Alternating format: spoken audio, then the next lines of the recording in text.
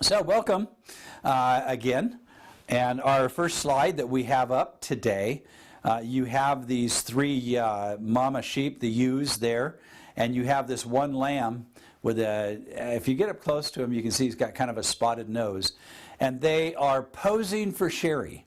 I'm not calling them posers, but I'm going to tell you they are watching her with the total focus and concentration. And thank you, Sherry, for capturing this little bit of story. I just love that deep grass that they're in. These are probably the world's happiest sheep. Again, thank you, Sherry. Hope you enjoy that. So we're on a new topic, a new conversation. And I'm going to spend some time with you in the book of Daniel. I hope that these presentations give you a more passionate desire to read the book of Daniel. So I'm not doing every word in it. I'm going to start with chapter 1 and chapter 6 today, just a brief, the key points of this, even though we're going to read through the stories together. I'm going to ask you to read the book of Daniel. Take some time, enjoy reading it, listen to the content so that when we get further into it, that you have a good frame of reference. So the title slide says, Daniel, God is my judge. And let me explain that title. In Hebrew, the name Daniel means God is my judge. So we say Daniel, but if you were 10-year-old Daniel and you hadn't cleaned your room, Daniel's mother would step out on the porch and say, God is my judge, you get in here and put your things away in your room. So that is the name of Daniel. Okay, and so we're going to extrapolate from Daniel fundamental but very simple lessons. All right, let's jump into this. Okay, so the book of Daniel illustrates the experience of living by faith. First of all, because of the condition and the situation of Daniel's life, all he has is his faith with his friends. But he is more than that. He is a forerunner of what is coming at the end of time. I will prove that and take you to the book of Revelation, chapters 17 and 18. Confirms Daniel's experience is almost an identical parallel.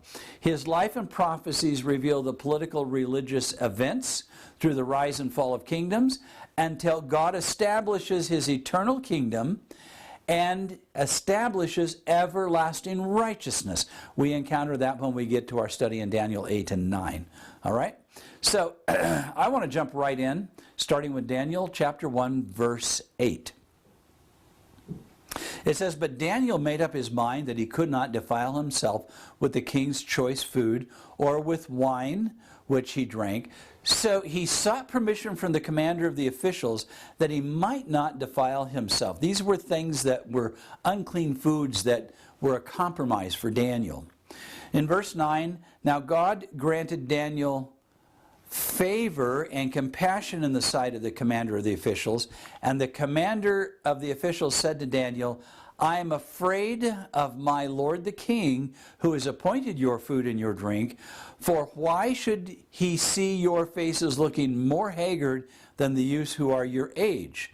Then you would make me forfeit my head to the king. So what is this official saying? Daniel, if I don't do what the king tells me and you come in looking sickly, then I'm going to lose my head. Now, a lot of people think if they change their diet to Daniel's diet, that they would be sickly and weak. But that is not the case here. Starting here with verse 11. But Daniel said to the overseer, whom the commander of the officials had appointed over Daniel, Hananiah, Mishael, Azariah, please test your servants for 10 days. Let us be given some vegetables to eat and water to drink.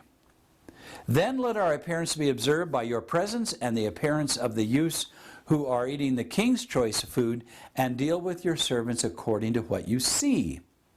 Verse 14, so we listened to them in this matter and tested them for 10 days. So he was willing to give this an opportunity to see if it would work. At the end of 10 days, their appearance seemed better. They were fatter than all the other youths who had been eating the king's choice food. So the overseer continued to withhold their choice food and wine, which they were to drink, and gave them vegetables. As for these four youths, God gave them spiritual gifts. He gave them knowledge and intelligence in every branch of literature and wisdom. Daniel even had understood or had the spiritual gift of all kinds of visions and dreams. Now, a spiritual gift is a gift you receive that you did not have previously. Some people confuse spiritual gifts with talents. In fact, when you do a spiritual gifts test, most of them reveal what your natural abilities are. But a spiritual gift is one blessed by God, used for ministry. Okay? So verse 18, then at the end of the days, which the king had specified for presenting them, the commander of the officials presented them before Nebuchadnezzar. The king talked with them. And out of all but one found, like Daniel, Hananiah, Mishael, and Azariah. So as they entered the king's personal service, I don't think I read that in 19. I'm going to read it to you again. The king talked with them, and out of them all, not one was found like Daniel, Hananiah, Mishael, and Azariah. So they entered the king's personal service.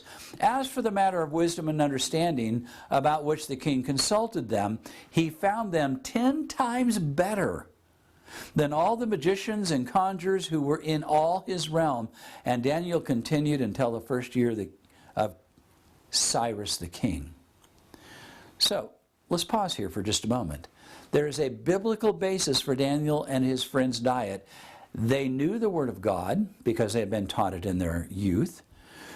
They knew they could trust the Word of God. And here's the word that they trusted. Genesis 1:29. Then God said, behold, I have given you every plant yielding seed that is on the surface of the earth, and every tree that has fruit yielding seed. It shall be food for you. So this is the Edenic diet, the original plan for mankind, right here in Genesis 1:29. And these are some of the earliest recorded words on diet and nutrition. And it is still proven to be the most ideal. I mean, if you go back in the 1960s, it was like Jack LaLanne, who was this great physical ed exercise guru on television. And here's a man who practiced this in his life. And he had incredible strength and energy going back. And that's going back a while. But today, we have weightlifters and competitors in the sport that are vegan and vegetarian. They find all the protein that they need. Anyway, moving right on. I want to go on to Daniel chapter 6. Remember, these are short, clear presentations. This is the religious political intrigue, the lion's den. This is one of those stories in which we see politics and religion come together and result in persecution, and may I say, a death penalty. But the outcome might surprise you. You see, the political intrigue, the desire to eradicate Daniel and his faith is more than just a great children's story. It has a startling similarity to Revelation 17 and 18, which I mentioned earlier. There we read the attempt to make war on the Lamb to destroy Christ's gospel and replace it with man's version of the gospel. In the end, it comes back on the conspirators with God's judgment. Please note that. Now let's continue with Daniel chapter 6, starting with verse 3. Now Daniel so distinguished himself among the administrators and the satraps by his exceptional qualities that the king planned to set him over the whole kingdom. At this, the administrators and satraps tried to find grounds for charges against Daniel in his conduct of government affairs, but they were unable to do so. They could find no corruption in him because he was trustworthy and neither corrupt nor negligent. Finally, these men said, we will never find any basis for charges against this man Daniel unless it has something to do with the law of his God. Now, understand there's been a change of the empire. It's under now King Darius or Darius, depending on how you choose to pronounce it. And so we're looking at Daniel now as an aged man, mature in his years. So let's look at verse 6. So the administrators and satraps went as a group to the king and said, "O King Darius, live forever." The royal administrators, prefects, satraps, advisors, and governors have all agreed that the king should issue an edict and enforce the decree that anyone who prays to any god or man during the next 30 days, except you, O king, shall be thrown into the lion's den. So here it is. In pagan culture, it was quite common to worship the leader as a deity, as a god, if you would. And so they're saying, "King, would you put an edict in that for 30 days nobody prays to anyone but you?" Now you can understand how the ego was inflated to the king. Notice as we now continue in verse 8, "Now, O king, issue the decree and put it in writing so it cannot be altered, in accordance with the laws of the Medes and Persians, which cannot be repealed." So King Darius put the decree in writing. Now when Daniel learned that the decree had been published, he went home up to his room upstairs, where the window was open towards Jerusalem. 3 times a day he got down on his knees and prayed, giving thanks to his God, just as he had done before. Then these men went as a group and found Daniel praying, asking God for help. Verse 12, "So they went to the king and spoke to him about his royal decree. Did you not publish a decree that during the next 30 days, anyone who prays to any god except you, O king, would be thrown into the lion's den?" The king answered, "The decree stands in accordance with the laws of the Medes and the Persians, which cannot be repealed." Then he said to the king, "Daniel, who is one of the exiles from Judah, pays no attention to you, O king, or to the decree you put in writing. He still prays 3 times a day." When the king heard this, he was greatly distressed. He was determined to rescue Daniel and made every effort until sundown to save him. Then the men went as a group to the... Oops. Let me go forward. Okay. Then the men went as a group to the king and said to him, "Remember, O king, according to the laws of the Medes and Persians, no decree or edict that the king issues can be changed." So the king gave the order, and they brought Daniel and threw him into the lion's den. And the king said, "Daniel, may your God whom you serve continually rescue you." Now that is an unusual statement for Darius. Think about how he's feeling about having to put this man he respects so highly, who is going to become the head over all of the administration. Verse 17, "A stone was brought and placed over the mouth of the den, and the king sealed it with his own signet ring and with the rings of his nobles, so that the Daniel's situation could not be changed. Then the king returned to his palace and spent the night without eating and without any entertainment being brought to him, and he could not sleep. At the first light of dawn, the king got up and hurried to the lion's den, and when he came near to the den, he called to Daniel in an anguished voice, 'Daniel, servant of the living God, has your God whom you serve continually been able to rescue you from the lions?' Daniel answered, 'O king, live forever. My God sent his angel, and he shut the mouths of the lion, and they have not hurt me, because I was found innocent in his sight, nor have I ever done anything wrong before you, O king.' Verse 23, the king was overjoyed, gave orders to lift Daniel out of the den, and when Daniel was lifted from the den, no wound was found on him, because he trusted in his God." Now, I want you to pause for just a moment and think about this. Daniel's faith was total, complete confidence in God, come what may.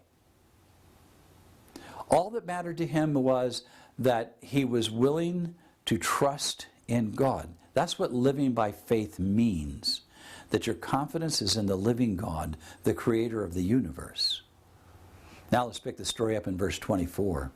"And the king gave the command, and they brought those men who had accused Daniel, and they cast him into the lion's den. Them, their children, their wives, and the lions overpowered them and broke all their bones in pieces before they ever came to the bottom of the den." Now that's gruesome. I mean, if we made this into a movie and showed that, that would definitely be an R-rated part of this story. But I want you to notice how chapter 6 ends. Then King Darius wrote, "To all peoples, nations, and languages that dwell on the earth, peace be multiplied to you. I make a decree that in every dominion of my kingdom men must tremble and fear before the God of Daniel.